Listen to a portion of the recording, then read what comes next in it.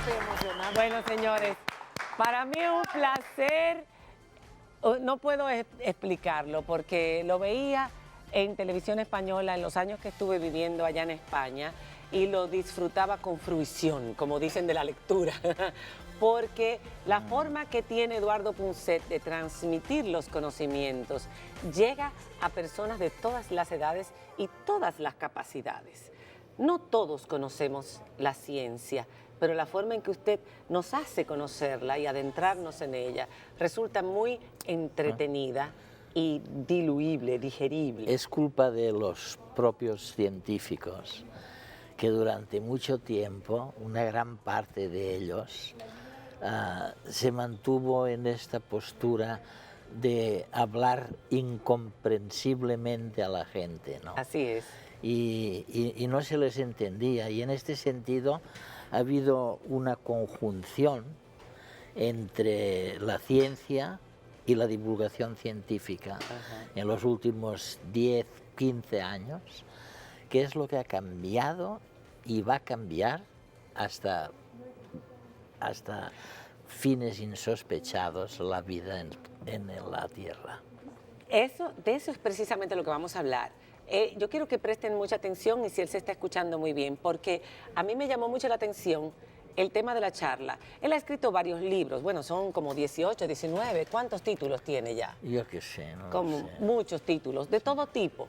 Él es una persona que, como decía en su charla, y como recomendaba a todos, saber mucho o poco de todo y mucho de nada. Y es una persona que, como decía yo, sabe de muchas cosas. Sin embargo, cuando hablaba de ciencia en el día de ayer, a mí me parecía que estaba hablando casi de autoayuda.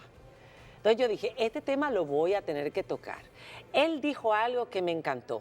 En el pasado, la razón lo era todo para los científicos. Sí. La lógica, la razón. Nada que pudiera ser, nada que no pudiera pasar por el sedazo de la lógica y de la razón tenía validez. Sin embargo, hoy día los científicos están aceptando Sí. que la razón es secundaria. ¿A qué? Bueno, a la emoción, a la intuición.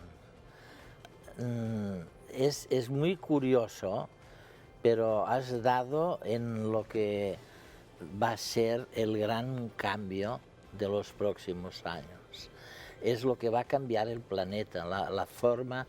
Yo conozco a una, ¿cómo le llamaría? Un neuro something, Neurólogo. neurólogo, que tenía en su gran edificio dos tipos de gente. Uno que era un equipo con ganas de reírse y de trabajar unos con otros, y para los terceros, y otro que no tenía ninguna ganas y que trabajaba amargados, y cuando antes, bueno, y claro, él habló con los dos y al final les dijo la verdad, o sea, les dijo a los primeros, a los que se sonreían cuando trabajaban, que si pensaban que aquello servía para que los demás estuvieran mejor, ellos estarían mejor, y que por lo tanto vivirían más tiempo. Y es exactamente lo opuesto que ocurrió con los otros. Con los otros con los feos que estaban amargados. Bueno, todos sabemos que la risa es un remedio infalible y que tiene muchos beneficios en el organismo. Y que la mente es muy poderosa. Ahora, la mente es tan desconocida para el ser humano. ¿Usted cree que con el paso de los años se va a conocer más sobre nuestra mente? ¿Vamos a poder utilizar? O si es cierto, ¿será verdad? Bueno, una cosa es la mente y otra cosa es el cerebro. ¿Será verdad que no conocemos tanto de nuestro cerebro como se dice? Yo creo que nunca hemos conocido tanto como ahora. De la mente y del cerebro, o sea, es algo impresionante hasta qué punto la gente empieza a conocer su propio cerebro, su propia mente. ¿Cuál es la diferencia, mente y cerebro? No la hay, no la hay. Porque he escuchado científicos hacer diferencia sí, entre mente y cerebro. pero no la hay. O sea, el cerebro es el que crea la mente y puede crear una mente psicópata, amargada, y puede crear una mente risueña, que lo que busca es el bien de los demás. Pero para eso, porque a todo esto, a donde vamos a llegar es a la felicidad. Estamos hablando y llevando este hilito que lo estoy jalando, porque él ha escrito varios libros. Empezó con una trilogía y la primera era El viaje a la felicidad. Luego hizo el viaje al amor, el viaje al optimismo, el viaje al poder de la mente, pero el de la felicidad, como dice él, que lo compré hace muchos años, es uno de sus mejores libros, dice él.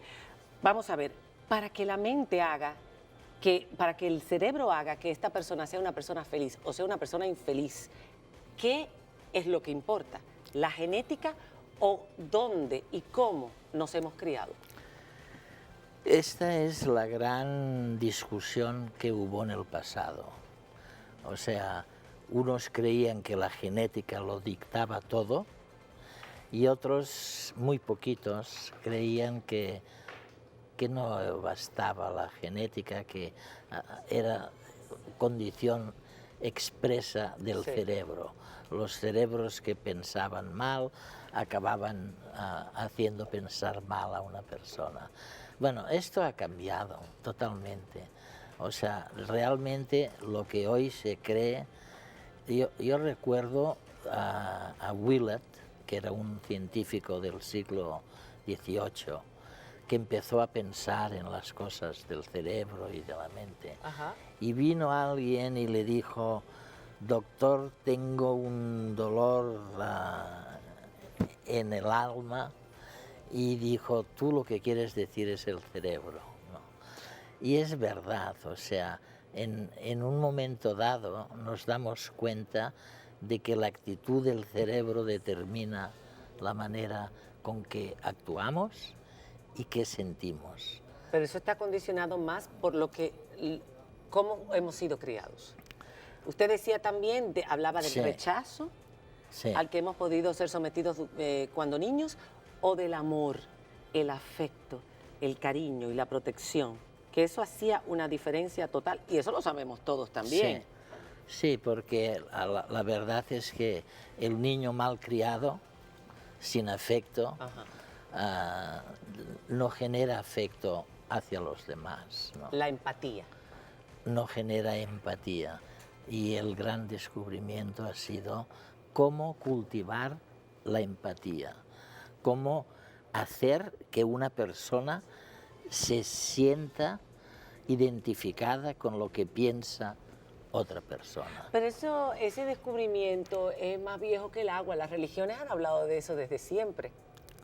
¿Han hablado de eso desde siempre? De la empatía, del ponerte en el lugar de los demás, de entregarte a los demás, de hacer felices a los demás, si lo de han pensar hecho, en los demás. Si lo han hecho, está bien hecho. Bueno, pero algunas no lo han hecho muy mal. Muy mal. Muy mal, pero hablan de ello en teoría. Será en teoría, pero en la práctica la religión era muy poco agradable. La religión condenaba a la gente por sus pecados. Cuanto peor era una persona, más se iba al infierno, menos salvación tenía. Claro, la España de aquel entonces, la Europa de aquel entonces, y yo recuerdo, claro está, las cosas han cambiado mucho, claro. Y la forma de ver la religión ha cambiado mucho, pero los preceptos más o menos iban por ahí. Entonces me llama la atención cuando usted dice el alma. Usted es un científico, usted es una persona de pensamiento materialista. Usted no cree en nada intangible, en nada que no se pueda probar, en nada que no se pueda ver. No me hace falta. No le hace falta. No.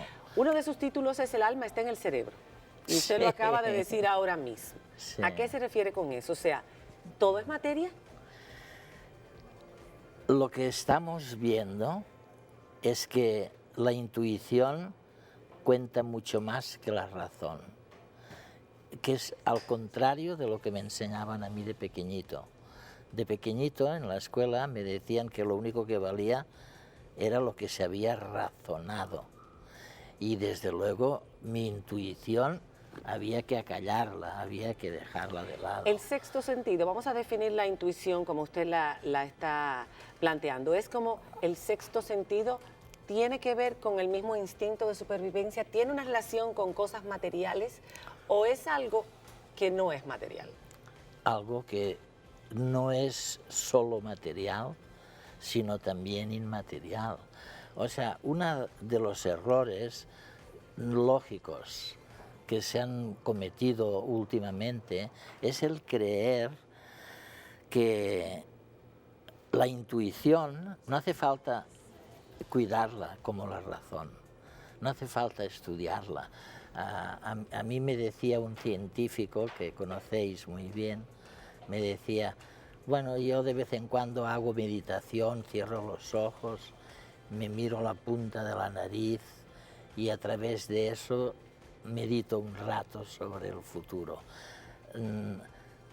Yo le dejé hablar, pero no me lo creía, en el sentido de que yo tengo otras maneras de trabajar la intuición y esas maneras hay que buscarlas. Pero si usted dice que no todo es material en la intuición, No. ¿de dónde viene lo no material de la intuición? Yo estoy tratando de, muchas personas, la famosa discusión del siglo XX fue sustituir la religión en el siglo XIX. Era lo que la ciencia, el lugar que la ciencia ocupó en el siglo XX. Y mucha gente empezó a decir, o eres científico, o usas la razón, o usas la intuición, o la fe, o las emociones, o como quieras tú llamarle a ese mundo de lo intangible. Pues resulta que universidades como la de Yale, en Estados Unidos, descubrieron hace ya unos 10 años que la intuición era más importante que la razón. ¿Qué lugar entonces ocupa hoy día la razón? ¿No pueden ir de la Poco. mano? ¿No pueden ir de la mano? Poco. ¿O están divorciadas? Están divorciadas, porque hay muchas cosas que nos hacen felices sin pasar por la razón. No nos hace falta la razón. ¿Qué es la razón? ¿Usted lo sabe? ¿Qué es la razón? Producto del razonamiento del cerebro, Sí. de las neuronas, Producto de lo aprendido. Producto del intento de los demás de hacer que uno piense como ellos. Como ellos. Señores, este hombre es sumamente interesante. Vamos a seguir conversando, vamos a sumar a Farideh a esta conversación que tiene que estar mordiéndose las uñas, loca por preguntar. Pero antes de despedir, ¿es verdad que usted tiene un pez de hace 150 millones de años, un fósil de pez Sí. en su casa? Una trilobita Esto es que una... tiene unos 450 ¿Trilobita millones. es una bacteria fósil? Bueno, ¿Qué es eso? es como una especie de pescado Un pescado. fosilizado. De fosilizado, 150 millones de años. de 450 millones de años. 450 millones de años. Y mi bacteria, cuando me llaman, vamos, mi trilobita, cuando me llaman por teléfono y yo estoy hablando con ella, porque no es tanta distancia la que nos separa. 450 millones de años Eso no es por nada, una ¿no? parte, o 2 años por otra, ¿no? Es prácticamente lo mismo. Pero cuando me dicen, oye, vente corriendo porque... Yo le digo, estoy hablando con mi trilobita de 450 millones de años y lo que no voy a hacer es salir corriendo. No. El tiempo varía con el paso de los años, la noción del Claro. tiempo varía con el paso de los años. ¿Y qué hacemos con ese tiempo? Vamos a seguir hablando con esta mente brillante que ha iluminado a tantas personas a lo largo de tantos años a través de sus interesantes libros y sus programas de televisión. Ya Redes no está en televisión española, ¿no? No está en televisión, pero está por ahí. Pero está en las redes, y en el internet. Cuando regresemos con Eduardo Punset. Ya volvemos. Bueno, aquí hay una pregunta de Alejandro Tejeda, uno de nuestros seguidores. ¿Cuál es la relación entre la intuición y la capacidad de empatizar con otros seres vivos? Es una bellísima pregunta, pero la vinculación es ninguna. Ninguna. Ninguna vinculación. No, o sea, realmente la intuición, como explica el científico Barr de la Universidad de Yale, Sí. que es el que ha puesto en funcionamiento el tema de que la intuición es tan válida como la razón. Ajá. Es lo que dice, o sea, la intuición nos sirve para todo y le servía para todo a la gente. Lo que pasa es que al no creerse lo que estaban viendo, Sí. al recurrir a explicaciones monumentales, Claro. distintas, Descartaban eso. descartaban eso. Lo que se llama esa voz interior. Escucha tu voz interior. Muchas veces nos han dicho, no te lleves de lo que está, lo que es correcto, lo que debe ser, lo que está escrito. Piensa, escúchate a ti mismo, una voz interior. Usted está diciendo ahora, ¿cómo la ciencia ha ido cambiando, Faride? De que antes la razón era todo Claro. y ahora él dice que ya la razón, para los que están sintonizando, ocupa un muy pequeño lugar, que para los científicos están tomando en cuenta que las emociones y la intuición Intervienen. son más importantes para vivir una vida plena y una vida feliz, porque al final eso es lo que perseguimos todos. Y es mucho más importante el prepararse en el pensamiento intuitivo que en el razonamiento. Don Eduardo, el amor. Si el alma es el cerebro, si el cerebro produce todo este tipo de emociones, si es capaz de los razonamientos, ¿el amor es cerebral, es mental, es una creación nuestra? Evidentemente, ¿no? ¿Hay alguien que lo dude en vuestros amigos? Sí, porque siempre se ha hablado de que el sentimiento no necesariamente es producido por la mente, sino que es algo que de repente, sin explicación, ¿no? Sí. Hay un agrado, Exacto. hay hasta una Sí, química, de una olor. química. Bueno, la química es La química, material. claro, y es material, y es demostrable hasta el olor de una persona que influye en el enamoramiento, pero es una producción mental. Yo tengo un amigo científico Sí. que se llama Antonio Damasio, que ahora creo que está en California, Sí. de catedrático. Y él dice, si tienes una obcecación, cambia de país, cambia de creencias, cambia de convicciones, cambia de universo.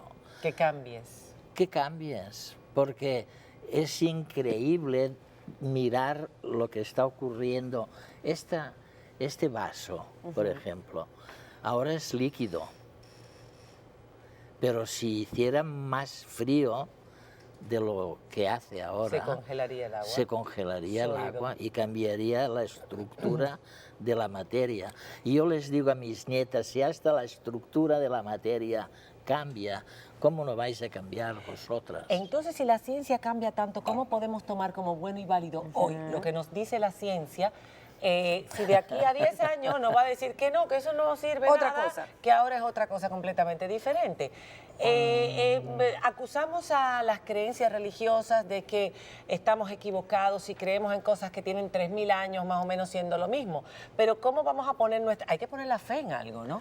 Bueno, vamos a ver, hay una capacidad para creer lo increíble que es increíble. O sea que la fe es una construcción también mental. Claro. Ha sido una especie de necesidad del hombre crear la fe? Posiblemente no había más remedio en aquel tiempo, pero una de las cosas que hemos descubierto es justamente que la realidad es distinta y que no está mezclada con el pensamiento raro. Hay un término rarísimo que suena muy mal, que llaman la multidisciplinariedad. ¿Ok? La multidisciplinariedad es una cosa científica que ha entrado en el ámbito científico hace pocos años y que indica que no sirve de nada conocer cada vez más de menos hasta que se sabe todo de nada.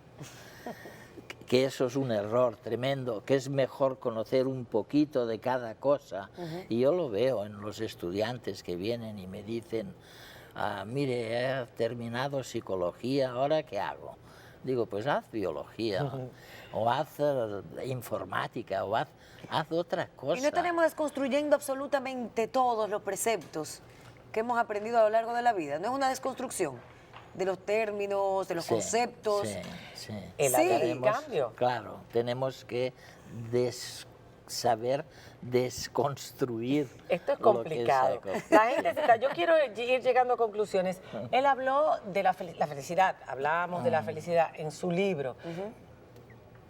Los hombres hoy día, con todo lo que conocen, con lo que se está desarrollando, las nuevas generaciones de cerebros, porque estos cerebros que están creciendo son diferentes a los nuestros, por construcción y por todo lo demás.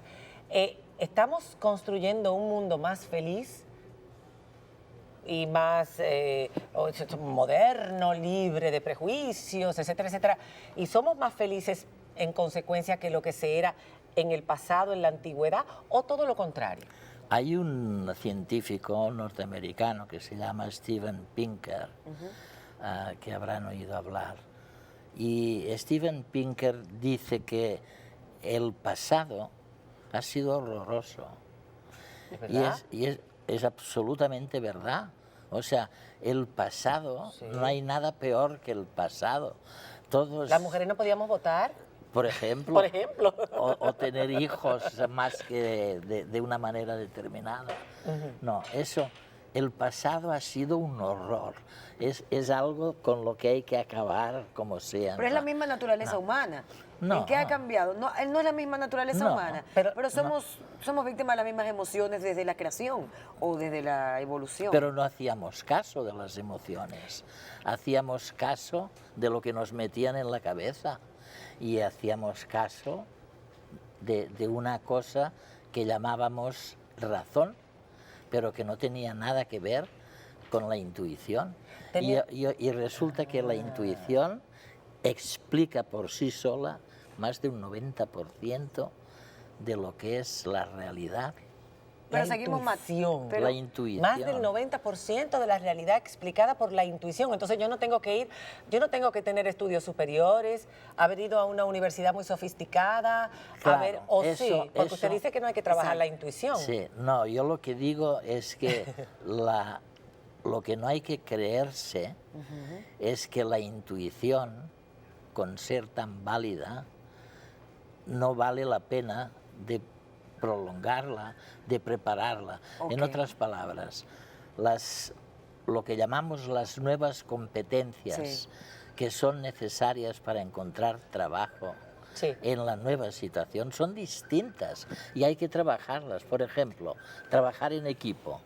Si no aprendes a trabajar en equipo, estás desechando lo que es una nueva competencia absolutamente indispensable para que la intuición... Pero yo me refiero, usted habla de la intuición como un elemento determinante para que los seres humanos comencemos a trabajarla. Usted dice que influencia bastante en el comportamiento, pero yo me refiero a la naturaleza humana básica. Seguimos matando, seguimos amando de la misma manera, seguimos teniendo las mismas necesidades fisiológicas. Somos más civilizados, hay que decirlo. Bueno, porque hemos desarrollado algunas técnicas, matamos de una forma menos dolorosa, pero matamos. Pero la crueldad sigue existiendo en muchas mentes, entonces no. ¿Ha habido un hombre nuevo realmente? No, realmente sí. O sea, a partir del siglo XVI, XVII, se descubre que tenemos necesidades que no están dictadas fisiológicamente por el hambre o la sed, sino el amor de los demás. ¿Qué les pasa a la gente por dentro? Empatía. La empatía. Empatía. Y eso es totalmente... ¿Es más feliz la persona empática? Claro. Mucho más feliz que aquella que está centrada en sí misma, en sus problemas, en su familia, en sus amigos, en su trabajo y en sus proyectos personales. Su trabajo, su familia es empatía pura. O sea, es que si no... Pero son sus cosas, no las de los demás. Bueno, eso yo no sé. Usted dijo algo, ya nos quedan pocos minutos. Hay que ver también que la Fundación Punset ha presentado hoy un proyecto muy interesante Sí. donde la República Dominicana va a formar parte. Pero yo quiero cerrar, nos quedamos con la ganas de saber Sí. si el amor era algo más que simplemente Sí, la con materia. una construcción mental, ¿verdad? Sánchez Dragó le decía a usted, el amor pasional, y me lo dijo a mí en una entrevista también, el amor pasional es basura, eso es lo que lleva al hombre a toda la perdición. Es el otro amor el que realmente importa. Y el amor es, ese otro amor no viene solamente de lo que tú sientes, eso es algo más. Sí. Usted dijo, definitivamente los científicos dicen que no solamente somos mente y cuerpo, que hay algo más, Sí. pero que no se sabe lo que es. O sea, lo que decimos es que hay mucha mente, que hay mucho proceso mental, pero que a lo mejor hay otras partes del organismo que contribuyen a El páncreas, por refinar. ejemplo. El páncreas, por ejemplo, ¿por qué no? Los pulmones. El pulmón, los pulmones. A sentir. Yo, por ejemplo, voy a decirte un secreto Dígame. de verdad. Hace unos 2 años o así, me dijeron que tenía un cierto nacimiento de Alzheimer. Ajá. Y el Alzheimer es una enfermedad mortal A la larga. a la larga. Degenerativa. O sea, puede durar. Yo le dije, ¿qué me puede durar eso? 2 años. Me dijo 3, 4. Luego estoy viendo que puede durar algo más. Pero hay enfermedades que eran características de la vejez. A mí una chica me dijo hace poco que dice, tú vas diciendo siempre que tienes 70 años. Dice, y no es verdad, porque tú tienes 75. Y nos pusimos a contar Ajá. y efectivamente tenía razón ella. Se le O sea, esos 5 años se le... esos Le 5 borraron. años se me habían esfumado. O sea, yo no había vivido esos 5 años. Lástima que el tiempo, aunque para allá usted no tiene importancia, en la televisión sí lo tiene, y se nos ha acabado, pudiéramos hablar con usted 2 programas más. Sí, señor. Porque yo creo que todo el mundo encontraría un tema interesante, un comentario que pudiera sumar a sus conocimientos y a su sabiduría. Ahora bien, para cerrar, ustedes aquí están desarrollando un proyecto con la Vicepresidencia de la República donde las personas van a poder llamar a una línea para resolver sus problemas hasta cierto punto. Bueno, Explíqueme esto. hemos trabajado este tema con Ajá. un equipo de expertos y nos ha dado un resultado increíble. ¿Cómo es? ¿En qué se basa? Por Nos ejemplo, queda un minuto. Sí, en un minuto, que solo en España se ha visto que el mensaje de esta gente llegaba a 2.100.000 personas. Las personas 2 pueden llamar a una millones. línea telefónica Es ¿para qué? Para saber lo Para que me web. pasa. Perfecto. Para Una saber línea lo que web. me pasa. Para solidarizarse. ¿Tá? En la Fundación Eduardo Punset, Fundación Eduardo Punset, y ahí vamos a dar los detalles por el Twitter y en el Facebook también lo vamos a poner para que la gente sepa, y agradecemos muchísimo. Sí, porque Su- es la primera vez que en República Dominicana se nombra a un equipo de más de 10 expertos para que contesten las preguntas de la gente. Ay, qué maravilla. Que no saben lo que le pasa por dentro increíblemente. Porque no escuchan su voz interior. Gracias, don Eduardo. Muchísimas gracias por haber estado con nosotros. Señores, será hasta mañana. Nos vemos con un programa muy interesante. Y este viernes, recuerden, tenemos ese programa especial. El lunes, Alex Ubago. Lunes. Lunes. Alex Ubago. Mañana es Gracias, jueves, don señora. Eduardo. Hasta mañana.